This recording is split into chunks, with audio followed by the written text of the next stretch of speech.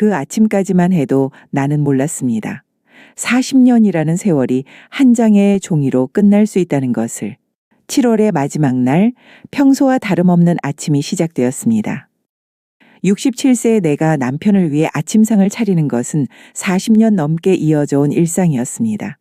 김치찌개가 보글보글 끓는 소리, 갓 구운 계란말이의 고소한 냄새, 정갈하게 담아낸 밑반찬들까지 모든 것이 완벽했습니다. 하지만 남편의 표정만은 평소와 달랐습니다.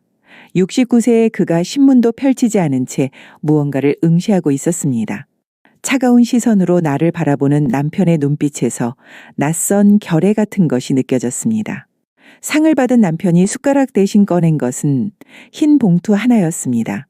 40년 결혼 생활에서 한 번도 경험해보지 못한 순간이었습니다. 봉투 안에서 나온 에입 제목을 본 순간 온 세상이 멈춘 것 같았습니다. 협의 혼신청서 5글자가 눈앞에서 춤을 췄습니다. 무슨 농담인지 장난인지 묻는 내 목소리는 떨렸지만 남편의 대답은 더욱 차가웠습니다. 이제 각자 살자. 우리 나이에 억지로 붙어 있을 필요 없잖아.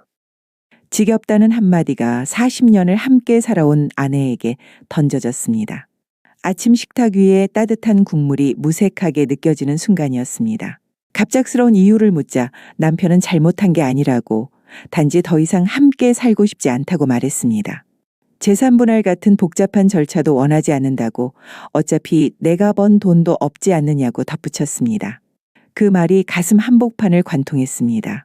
40년간 집안일과 육아, 남편 뒷바라지를 전담하며 살아온 내 인생이 무가치한 시간으로 평가되는 순간이었습니다.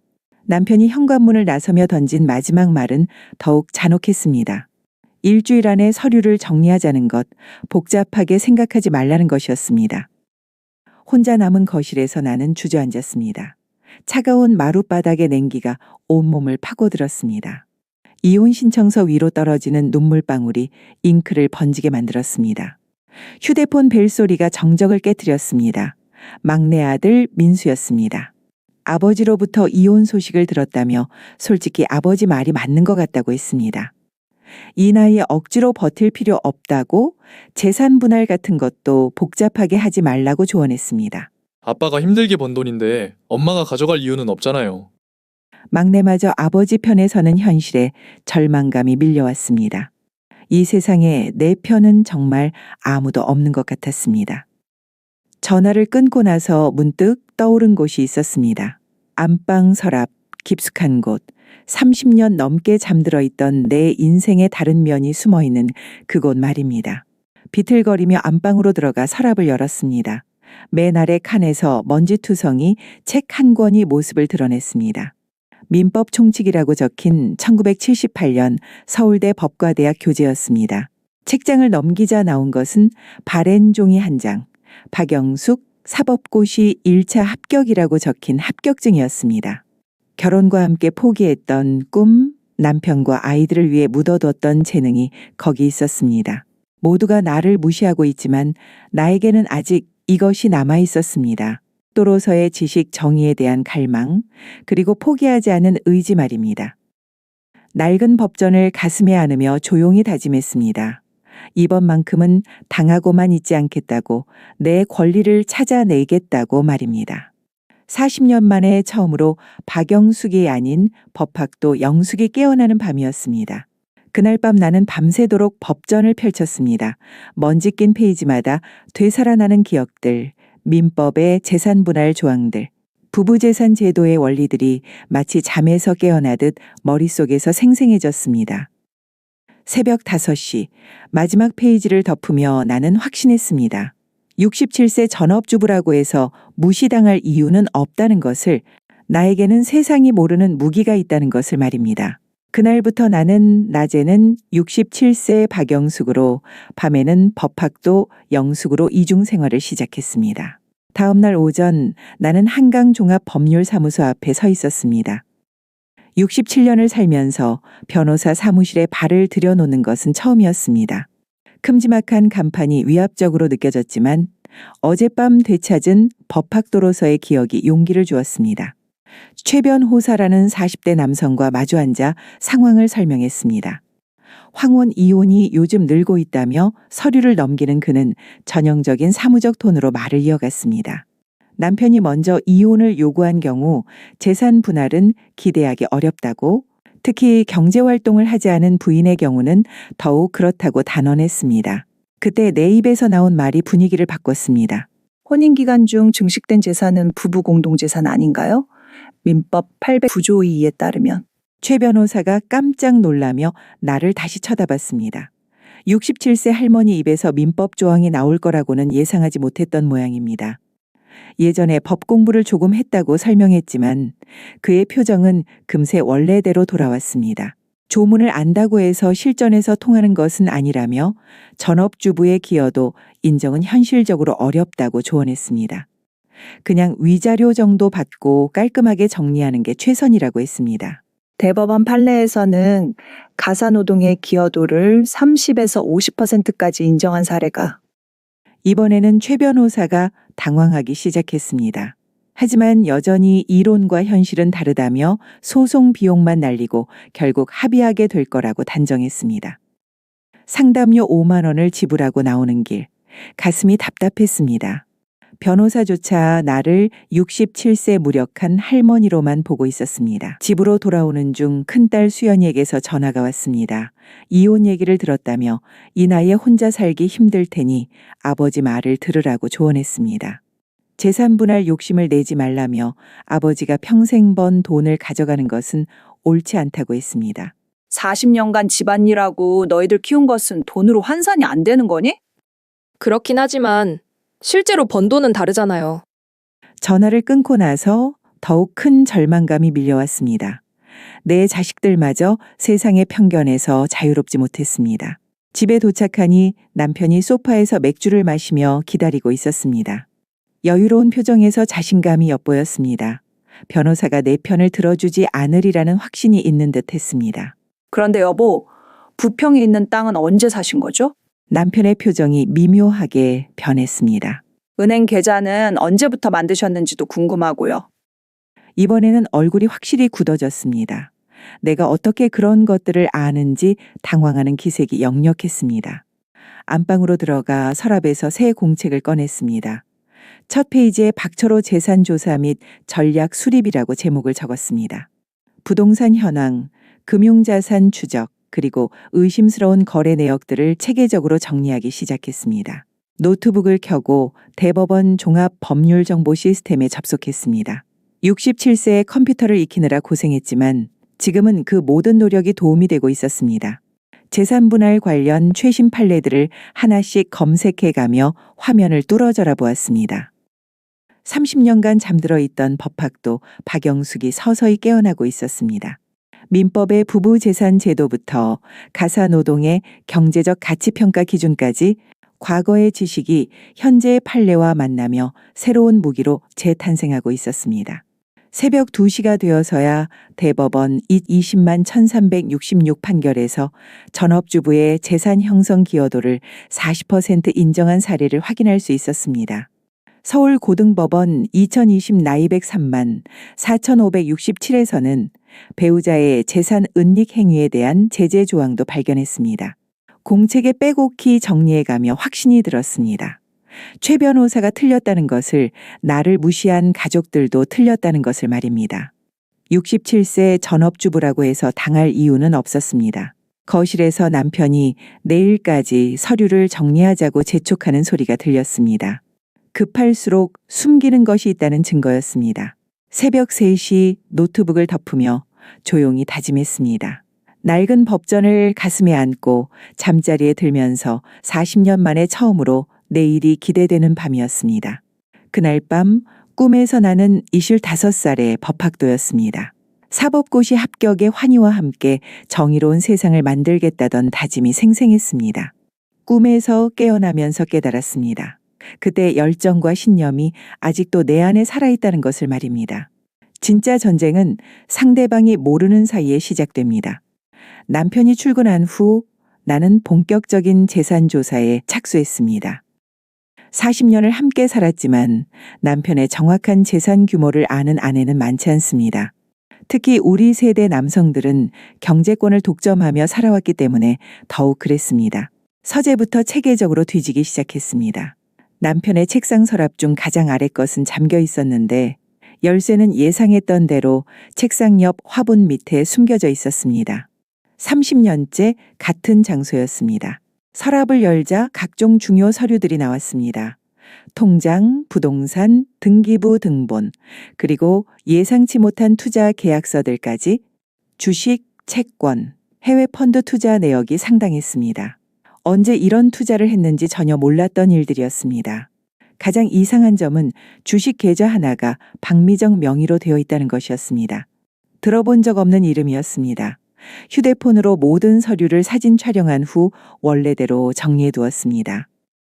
부동산 관련 서류에서도 충격적인 발견이 있었습니다. 부평 토지를 3년 전에 매입했다는 계약서가 있었는데 그때 나는 아무 얘기도 듣지 못했습니다.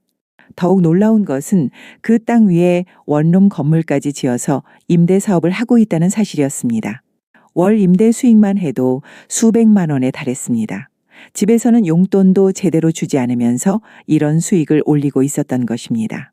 점심 무렵 철고에게서 전화가 왔습니다.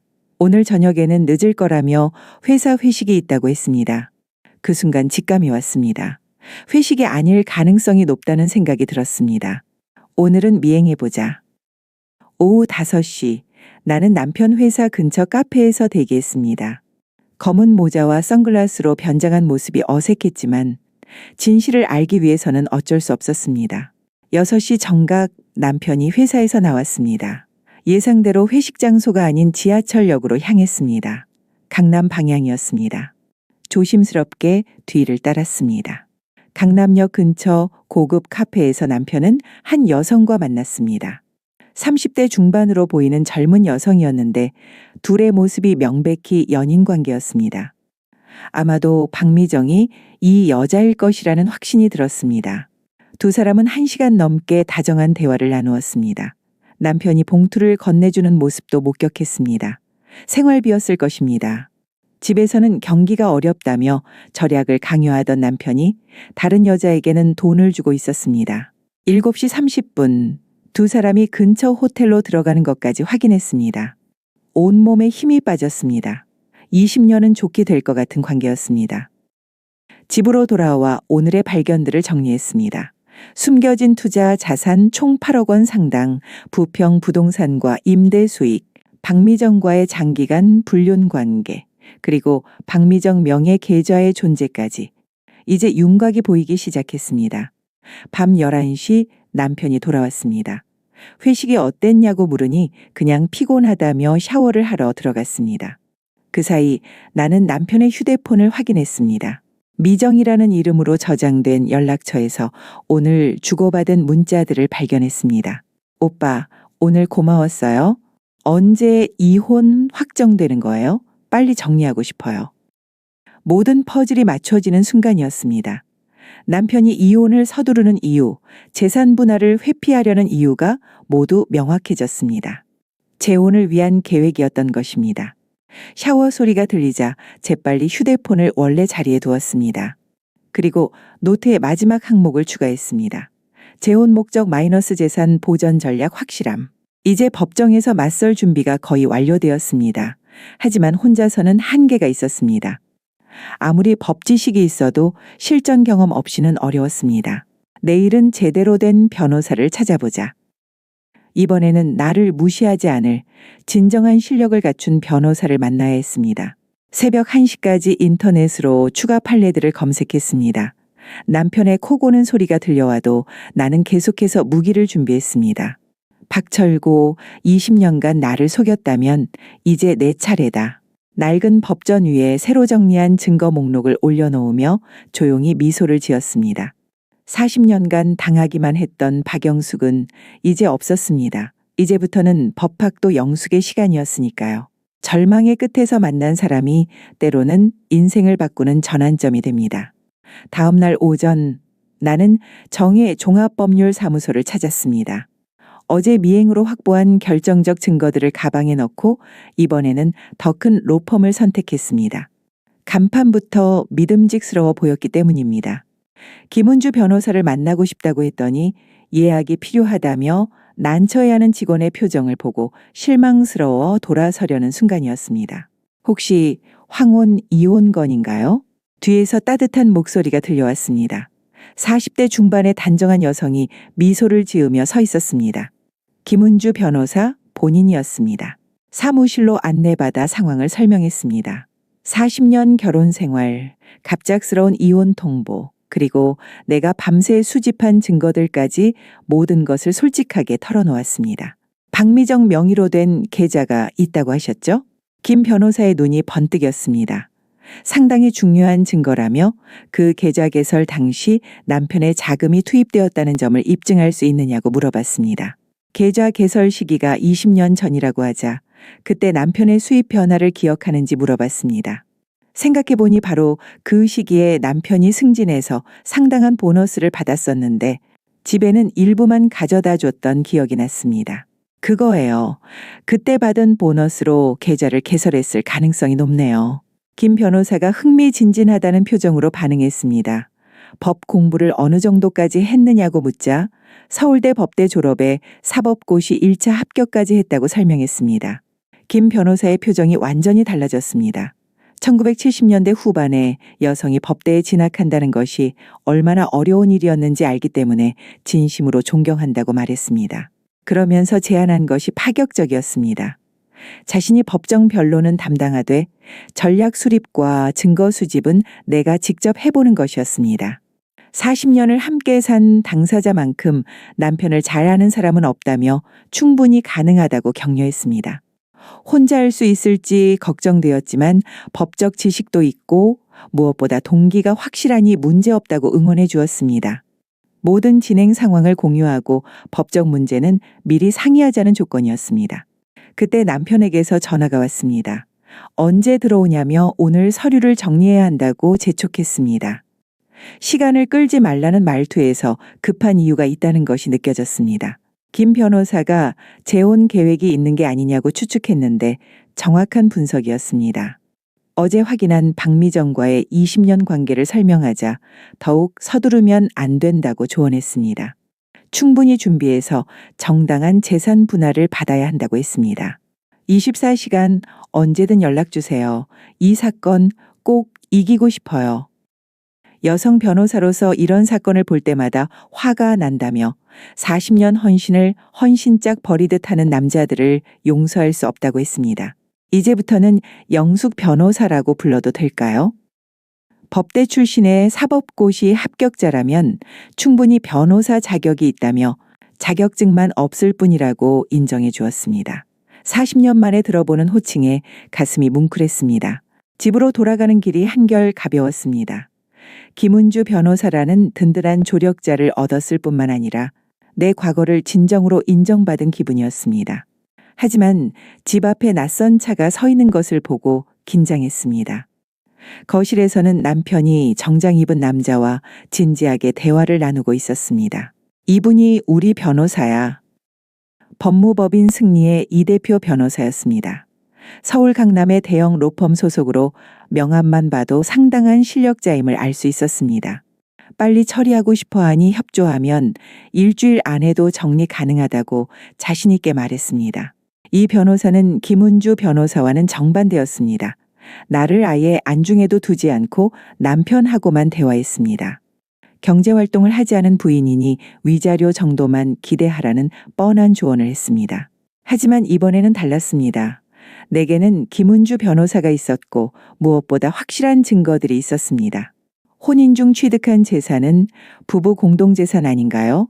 민법 839조 의에서 이 변호사의 표정이 미묘하게 변했습니다. 배우자가 재산을 은닉하거나 임의로 처분한 경우는 어떻게 되나요? 이번에는 남편의 얼굴이 굳어졌습니다. 드디어 진짜 게임이 시작되는 순간이었습니다. 20년간 쌓여온 거짓말의 성벽이 무너지는 데는 단 하루면 충분했습니다. 이 대표 변호사가 떠난 후 집안 분위기는 살얼음판이 되었습니다. 남편은 내가 법률 조항을 술술 읊어대는 모습에 당황을 감추지 못했습니다. 40년을 함께 살면서도 내 진짜 능력을 몰랐던 남편이 이제야 경계심을 드러내기 시작했습니다. 그날 밤 나는 본격적인 재산 추적에 돌입했습니다. 김은주 변호사가 알려준 금융감독원 전자공시 시스템과 대법원 인터넷 등 기소를 활용해 남편 명의의 모든 재산을 체계적으로 조사했습니다. 새벽 3시까지 화면과 씨름한 결과는 충격적이었습니다. 남편이 숨기고 있던 재산 규모가 상상을 초월했습니다. 부평 외에도 인천과 경기 일대에 3곳에 추가 부동산이 있었고 예금도 여러 은행에 분산 보관되어 있었습니다. 가장 놀라운 발견은 박미정 명의로 된 각종 자산들이었습니다. 주식뿐만 아니라 적금, 펀드, 심지어 부동산까지 모두 그녀 이름으로 되어 있었습니다. 대략 계산해봐도 15억을 넘는 규모였습니다. 다음 날 오전 김은주 변호사 사무실로 달려가 밤새 정리한 자료를 보여주자 그녀의 표정이 점점 심각해졌습니다. 명백한 재산 은닉이에요. 박미정 명의 자산들은 차명재산 가능성이 높습니다. 즉시 재산 보전 신청과 차명재산 환수 소송을 준비하자고 제안했습니다. 하지만 그 전에 박미정과 남편의 관계를 입증할 더 확실한 증거가 필요하다고 조언했습니다. 그날 오후 나는 다시 미행에 나섰습니다. 이번에는 박미정의 직장을 알아내기 위해서였습니다. 남편이 평소보다 일찍 퇴근해서 강남으로 향하는 것을 확인하고 뒤따랐습니다. 이번 장소는 고급 레스토랑이었습니다. 박미정이 나타나자 남편은 정성스럽게 준비한 선물 상자를 건네주었습니다. 집에서는 내 생일도 깜빡하는 남편이 다른 여자에게는 이런 정성을 쏟고 있었던 것입니다. 하지만 진짜 충격은 그 다음이었습니다. 박미정이 가방에서 서류 뭉치를 꺼내어 남편에게 건네는 모습을 목격했습니다. 남편은 서류들을 꼼꼼히 확인한 후 사인을 했습니다. 식사 후 두 사람이 헤어질 때 박미정을 따라갔습니다. 그녀가 들어간 곳은 중견 건설회사였습니다. 로비 안내판을 확인하니 박미정은 그 회사의 부장직을 맡고 있었습니다. 순간 모든 퍼즐이 맞춰졌습니다. 남편이 부동산 투자에서 그토록 정확한 안목을 보일 수 있었던 이유, 개발 예정지를 미리 파악해서 투자할 수 있었던 배경이 모두 설명되었습니다. 박미정이 내부 정보를 제공했던 것입니다. 김은주 변호사에게 즉시 보고했습니다. 내부자 거래 의혹까지 있는 사안이네요. 금융위원회 신고도 고려해야 할 것 같아요. 며칠 더 관찰해 보기로 했습니다. 더 구체적인 증거가 필요했기 때문입니다. 이틀 후 결정적 순간이 찾아왔습니다. 남편이가 평소보다 훨씬 늦게 들어왔는데 술에 취해 비틀거리고 있었습니다. 샤워하러 들어간 사이 나는 그의 휴대폰을 확인했습니다. 박미정에게서 온 문자들이 쏟아져 나왔습니다. 오빠, 서류 처리 다 됐어요. 이제 정말 안전해요. 다음 주에 계약서 원본 가져다 드릴게요. 빨리 이혼하고 우리 새 집에서 살아요. 새 집이라는 표현에 주목했습니다. 더 올라가서 확인하니 놀라운 내용들이 있었습니다. 박미정과 남편이 강남의 신축 아파트를 전액 현금으로 공동 구매했다는 내용이었습니다. 가장 충격적인 메시지는 따로 있었습니다. 회사에서 지구개발 승인 났어요. 우리 땅값 10배는 오를 거예요. 역시 오빠 안목이 최고예요. 20년 전부터 차근차근 준비한 보람이 있네요. 20년 전부터 차근차근 준비했다는 것은 모든 것이 계획적이었다는 의미였습니다. 남편과 박미정은 단순한 불륜 관계가 아니라 재산 증식을 위한 공범 관계였던 것입니다. 샤워 소리가 멈추자 재빨리 휴대폰을 원래 자리에 두고 잠든 척했습니다. 하지만 잠은 오지 않았습니다. 20년간의 기억들이 새로운 의미로 재구성되고 있었습니다. 철고가 갑자기 경제적 여유를 보였던 시점들, 예상치 못한 투자 수익을 얘기하며 좋아했던 순간들, 내게는 절약을 강요하면서도 본인은 고급 취미를 즐겼던 모든 시간들이 이제야 이해되었습니다. 새벽 4시 조용히 일어나 노트북을 켰습니다. 오늘 확보한 증거들을 정리하면서 이제 모든 준비가 끝났다는 확신이 들었습니다. 박미정과의 내부자 거래, 차명재산 15억, 강남 아파트 공동구매, 그리고 20년간 계획적으로 진행된 재산 은닉까지 법정에서 남편을 완전히 궁지로 몰아넣을 수 있는 결정적 증거들이 모두 갖춰졌습니다. 아침이 되자 남편은 평소처럼 행동했습니다. 하지만 나는 그의 모든 거짓말과 배신, 20년간 숨겨온 모든 비밀을 알고 있었습니다. 여보, 오늘 변호사 만나서 서류 정리해요. 남편이 다급하게 말했습니다. 네, 그럽시다. 저도 준비한 게 있어요. 내 대답에 남편은 뭔가 이상하다는 표정을 지었습니다. 하지만 이미 늦었습니다. 20년간 쌓인 거짓말의 댐이 무너지기 시작한 것입니다. 세상에서 가장 깊은 상처는 가장 가까운 사람에게서 옵니다. 그날 오후 남편과 이 대표 변호사가 준비해온 것은 치밀한 공격이었습니다. 거실 테이블에는 이미 작성된 협의 혼서와 재산 분할 합의서가 놓여 있었습니다. 내 몫으로 책정된 금액을 보고 기가 막혔습니다. 전체 재산의 3%도 안 되는 푼돈이었습니다. 이 대표 변호사는 승리를 확신하는 듯한 여유로운 표정으로 설명했습니다. 직접적인 수입이 없는 부인에게는 이 정도가 합리적이라고 법정에 가봐도 크게 달라지지 않을 거라고 단언했습니다. 하지만 나는 이미 준비가 되어 있었습니다. 가방에서 두툼한 서류 뭉치를 꺼내 테이블에 펼쳤습니다. 부동산 등기부 등본들, 금융거래 내역서들, 그리고 박미정 명의로 된 각종 계좌 자료들이 쏟아져 나왔습니다. 이 자료들부터 검토해 보시죠. 이 대표 변호사의 얼굴이 순식간에 굳어졌습니다. 남편은 더욱 당황한 기색이 역력했습니다. 부평부터 시작해서 인천, 경기 일대의 추가 부동산들, 여러 은행에 분산된 예금들, 그리고 박미정 명의의 15억 상당, 차명 재산까지 하나씩 설명해 나갔습니다. 이 대표 변호사는 중간중간 남편에게 확인하는 눈빛을 보냈지만 남편은 답변을 회피하기만 했습니다. 결정적 순간은 박미정과의 문자 내역을 공개했을 때였습니다. 20년간의 내부자 거래, 계획적 재산 은닉, 강남 아파트 공동 구매까지 모든 증거가 명백했습니다. 이 대표 변호사가 서류의 진위를 의심하며 법적 효력을 문제 삼으려 하자 차분하게 답했습니다. 모든 자료는 적법한 절차로 수집했고 공식 사이트에서 확인 가능한 공문서들입니다. 분위기가 완전히 뒤바뀌었습니다. 이 대표 변호사는 잠시 휴회를 제안하며 남편과 긴급 협의를 위해 자리를 떴습니다.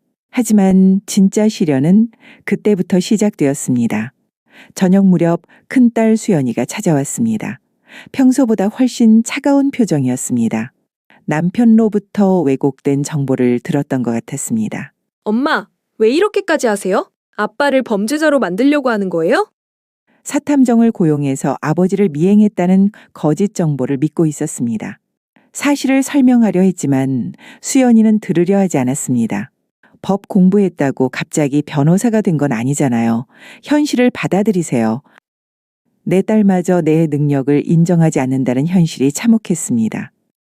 다음날 막내 민수도 찾아왔습니다. 아버지가 평생 고생해서 번 재산을 어머니가 절반 가까이 가져가려 한다는 게 이해 안 된다고 했습니다.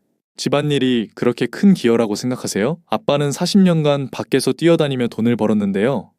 내가 수집한 증거들을 보여주려 했지만 민수는 오히려 화를 냈습니다. 그런 식으로 아버지를 감시하고 조사한 것 자체가 잘못이라며 부부간 신뢰가 깨진 상황에서 무슨 결혼 생활을 계속하겠냐고 반문했습니다. 가장 견디기 힘든 것은 아이들이 남편 편에 서서 나를 설득하려 드는 모습이었습니다. 적당선에서 합의하고 조용히 살라고, 괜히 법정까지 가서 가족 망신을 시키지 말라고 했습니다. 엄마 혼자 고집 부리는 것 같아요. 우리도 체면이 있어요. 나는 가족의 체면을 깎아내리는 골칫거리일 뿐이었습니다. 상황은 더욱 악화되었습니다. 남편이 동네 사람들에게 내 얘기를 퍼뜨리기 시작했습니다. 67세에 갑자기 변호사 흉내를 낸다며 나이 들어서 이상해졌다는 식으로 소문을 냈습니다. 마트에서 아는 사람들과 마주칠 때마다 시선이 곱지 않았습니다. 동네 부녀회에서도 거리를 두기 시작했습니다. 40년간 모범 아내로 살아온 내가 하루아침에 남편을 괴롭히는 악처로 낙인 찍혔습니다. 가장 충격적이었던 것은 30년 지기 친구 정숙이의 배신이었습니다. 영수가, 남편이 그렇게 나쁜 남편은 아니잖아. 요즘 남자들 중에서는 괜찮은 편이야. 나더러 너무 욕심내지 말라고, 이 나이에 새로 시작하기도 힘든데 적당히 타협하는 게 낫다고 조언했습니다. 40년 친구도 세상의 편견에서 자유롭지 못했습니다. 그날 밤 나는 홀로 거실에 앉아 있었습니다. 온 세상이 등을 돌린 것 같은 외로움이 밀려왔습니다. 가족들은 내 편이 아니었고 친구들도 이해해주지 않았고 동네 사람들은 수군거리기만 했습니다. 순간 포기하고 싶은 유혹이 강하게 밀려왔습니다. 그냥 남편이 원하는 대로 해주고 조용히 여생을 보내는 게 나을지도 모른다는 생각이 들었습니다. 하지만 그때 거울에 비친 내 모습을 보았습니다. 67세의 늙은 여자가 아니라 여전히 날카로운 눈빛을 가진 법학도의 모습이었습니다. 40년간 헌신한 내 인생이 헛되지 않다는 것을, 나에게는 정당한 권리가 있다는 것을 세상에 증명해야 했습니다. 비록 혼자일지라도 끝까지 싸워야 했습니다. 새벽 2시 김은주 변호사에게 문자를 보냈습니다. 내일부터 본격적으로 소송 준비 시작합시다. 가족들이 등을 돌려도 상관없어요. 답장은 5분 만에 왔습니다. 끝까지 함께 하겠습니다. 정의는 우리 편입니다. 그제야 마음이 조금 편해졌습니다. 세상 모든 사람이 등을 돌려도 적어도 한 사람은 내 편에 있었으니까요. 정의란 때로는 가장 외로운 자리에서 홀로 서야 하는 것입니다. 법정 출석 당일 나는 30년 전 입었던 정장을 꺼내 입었습니다. 사법고시를 준비하던 시절 면접용으로 샀던 검은색 정장은 여전히 나에게 잘 맞았습니다. 거울 속의 내 모습은 더 이상 67세 할머니가 아니라 당당한 법정 변론자였습니다. 법원 앞에서 김은주 변호사와 마지막 점검을 했습니다. 준비해온 증거 자료들, 증인 신청서, 반박 논리까지 모든 것이 완벽했습니다. 법정에 들어서자 남편 측 변호사 2명이 이미 자리를 차지하고 있었습니다. 이 대표 변호사 외에 추가로 고용한 전문 변호사까지 대형 로펌의 위압적인 분위기가 법정을 지배하고 있었습니다. 방청석에는 남편의 지인들이 여럿 앉아 있었지만 내 편에는 김은주 변호사 외에는 아무도 없었습니다. 아이들조차 나타나지 않았습니다. 재판장이 입장하자 공방이 시작되었습니다. 남편 측 변호사는 예상대로 내 기여도를 최소화하는 전략을 펼쳤습니다. 40년간 전업주부로 살았으니 직접적인 재산 형성 기여가 없다는 것이었습니다. 특히 박미정 명의 재산들에 대해서는 남편과 무관한 개인 재산이라고 주장했습니다. 단순한 지인 관계일 뿐이며 내가 사생활 침해를 통해 수집한 불법 증거라고 강하게 반박했습니다. 이 대표 변호사의 변론은 능숙했습니다. 법리를 근거로 재판부를 설득하려 했고 일순간 분위기가 상대편으로 기울어지는 것 같았습니다. 하지만 우리 차례가 되자 상황이 완전히 바뀌었습니다. 김은주 변호사가 첫 번째 증거를 제시하는 순간부터 법정의 공기가 달라졌습니다. 박미정 명의 계좌 개설일과 남편의 보너스 수령일이 정확히 일치한다는 점, 매 분기마다 남편 계좌에서 박미정 계좌로 정기 이체가 이루어진다는 점, 두 사람이 공동으로 부동산을 매입한 증거까지 차례로 제시되었습니다. 가장 결정적이었던 것은 내부자 거래 의혹 부분이었습니다. 박미정이 근무하는 건설회사의 개발 계획과 남편의 부동산 매입 시기가 정확히 맞아떨어진다는 점을 입증했습니다. 남편 측에서 강하게 부인했지만 우리에게는 더 강력한 증거가 있었습니다. 남편과 박미정의 문자 내역이었습니다. 회사에서 지구개발 승인 났어요. 우리 땅값 10배는 오를 거예요. 20년 전부터 차근차근 준비한 보람이 있네요. 이 문자들이 공개되자 법정이 술렁거렸습니다. 남편의 얼굴이 새파랗게 변했고 상대편 변호사들은 급하게 서류를 뒤적거렸습니다. 재판장이 남편에게 직접 질문했습니다. 박미정과의 관계가 정말 단순한 지인 관계인지, 이 문자들을 어떻게 설명할 것인지 묻었습니다. 남편은 한동안 말을 잇지 못했습니다. 그러다 결국 모든 것을 인정했습니다. 죄송합니다. 모든 게 제 잘못입니다. 20년간의 불륜 관계, 계획적 재산 은닉, 내부 정보를 이용한 부동산 투자까지 모든 사실을 자백했습니다. 법정이 정적에 휩싸였습니다. 상대편 변호사들은 더 이상 반박할 논거가 없었습니다. 그때 재판장이 내게 직접 의견을 물어봤습니다. 피고인 측 당사자로서 이 상황을 어떻게 생각하는지 말해보라고 했습니다. 나는 천천히 일어났습니다. 67년을 살면서 가장 떨렸던 순간이었지만 동시에 가장 당당했던 순간이기도 했습니다. 재판장님, 저는 40년간 한 남자의 아내로 두 아이의 어머니로 살아왔습니다. 목소리는 떨렸지만 내용은 확고했습니다. 남편이 안심하고 일에 전념할 수 있도록 모든 뒷바라지를 했고 아이들이 훌륭하게 성장할 수 있도록 교육과 돌봄을 책임졌습니다. 이 모든 것이 있었기에 남편이 재산을 축적할 수 있었습니다. 무엇보다 저에게는 이 모든 진실을 밝혀낼 능력이 있었습니다. 30년 전 묻어둔 법학 지식으로 불의에 맞설 수 있었습니다. 이건 역시 제가 쌓아온 소중한 자산입니다. 마지막 문장을 마치자 법정이 조용해졌습니다. 김은주 변호사가 자랑스러운 표정으로 나를 바라보고 있었습니다. 재판장은 30분 휴정 후 판결을 선고했습니다. 결과는 우리의 완승이었습니다. 혼인 중 취득한 모든 재산에 대해 내 기여도를 40%로 인정한다는 것, 박미정 명의로 은닉된 차명 재산 15억에 대해서도 동일한 비율을 적용한다는 것, 그리고 내부자 거래 의혹에 대해서는 관련 기관에 신고하겠다는 내용까지 포함되어 있었습니다. 총 재산 분할액은 12억을 넘었습니다. 남편이 제시했던 푼돈과는 차원이 다른 금액이었습니다. 법정을 나서면서 남편이 다가왔습니다. 40년을 함께 산 남편의 얼굴에는 패배감과 동시에 묘한 존경심이 섞여 있었습니다. 영수가, 내가 너를 너무 몰랐구나. 이제 와서 그런 말은 의미 없어요. 그것이 우리 부부의 마지막 대화였습니다. 김은주 변호사와 함께 법원 계단을 내려오면서 복잡한 기분이었습니다. 승리했지만 그리 기쁘지만은 않았습니다. 40년의 세월과 함께 너무 많은 것들을 잃었기 때문입니다.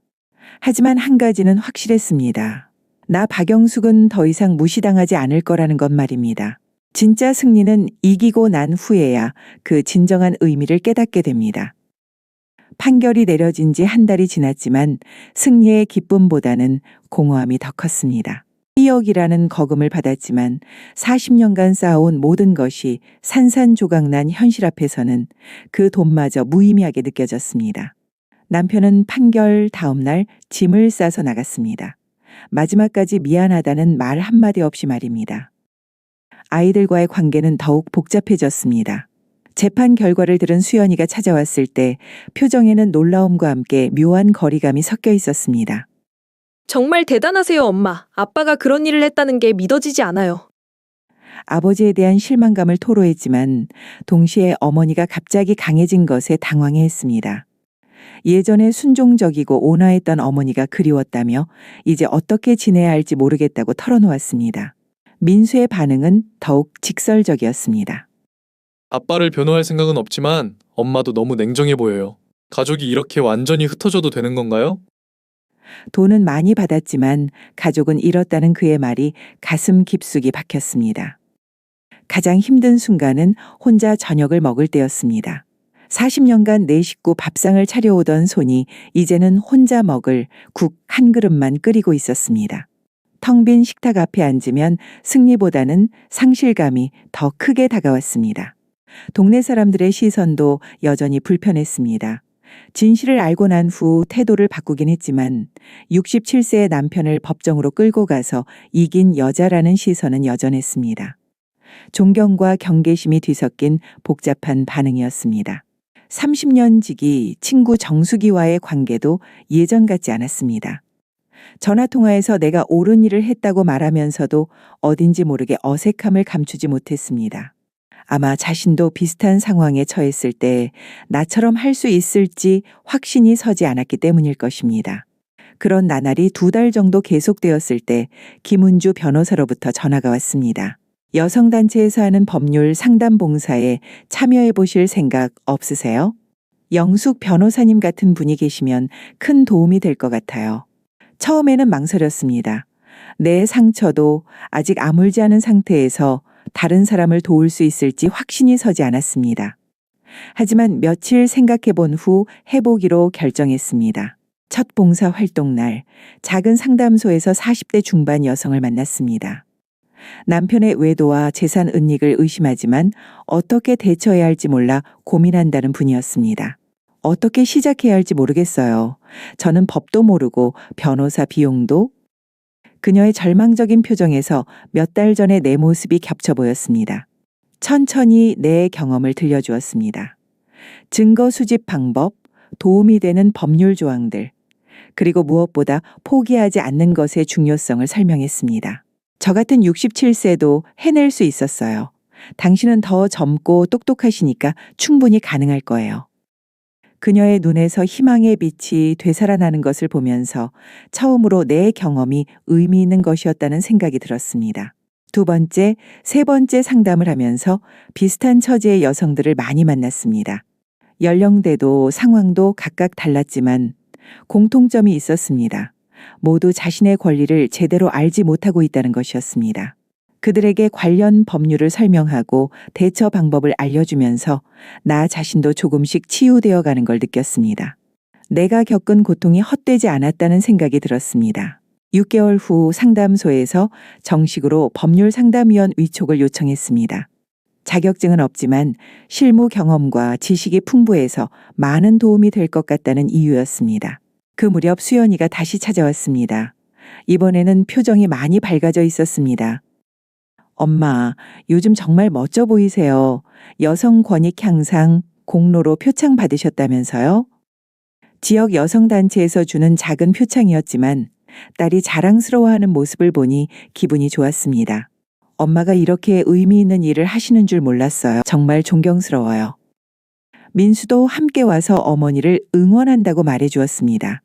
비록 가족의 형태는 바뀌었지만 서로를 이해하고 존중하는 새로운 관계가 만들어지고 있었습니다. 어느 날 상담소에서 돌아오는 길에 우연히 남편을 마주쳤습니다. 많이 늙어 보였습니다. 박미정과 재혼했다는 소식은 들었지만 행복해 보이지는 않았습니다. 잠깐 어색한 침묵이 흘렀습니다. 남편이 먼저 말을 꺼냈습니다. 요즘 좋은 일 한다고 들었어. 잘하고 있는 것 같아. 네, 늦었지만 제 길을 찾았어요. 미안해. 정말 미안해. 40년 늦은 사과였지만 받아주고 싶지는 않았습니다. 이미 다른 인생을 살고 있었으니까요.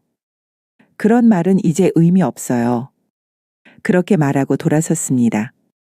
집으로 돌아와 거울을 보았습니다. 68세가 된 내 얼굴에는 주름이 더 깊어졌지만 눈빛만은 전보다 훨씬 밝아져 있었습니다. 서랍에서 낡은 법전을 꺼내 책상 위에 올려놓았습니다. 30년간 잠들어 있던 이 책이 내 인생을 완전히 바꿔놓았습니다. 이제는 매일 펼쳐보며 공부하는 소중한 동반자가 되었습니다. 벽에 걸린 표창장과 상담위원 임명장을 바라보며 생각했습니다. 승리는 했지만 많은 것을 잃었습니다. 가족의 평온, 오래된 우정들, 40년간 쌓아온 추억들까지. 하지만 동시에 새로운 것들을 얻었습니다. 진짜 자존감, 사회적 의미, 그리고 무엇보다 진정한 나 자신을 말입니다. 창밖으로 석양이 지고 있었습니다. 68세의 늦은 나이지만 이제야 내 인생의 진짜 시작이라는 생각이 들었습니다. 내일도 상담소에 가서 누군가의 아픈 마음을 위로하고 법적 권리를 알려줄 것입니다. 그것이 지금의 나에게 주어진 새로운 사명이었습니다. 밤이 깊어가도록 나는 내일 만날 상담자를 위한 자료를 정리했습니다. 승리의 달콤함보다는 쓴맛이 더 강했지만 그 쓴맛 속에서도 새로운 희망을 찾고 있었습니다. 40년 늦었지만 마침내 찾은 내 자리에서 오늘도 최선을 다하며 살아갈 것입니다. 이것이 바로 진짜 승리의 모습이었습니다.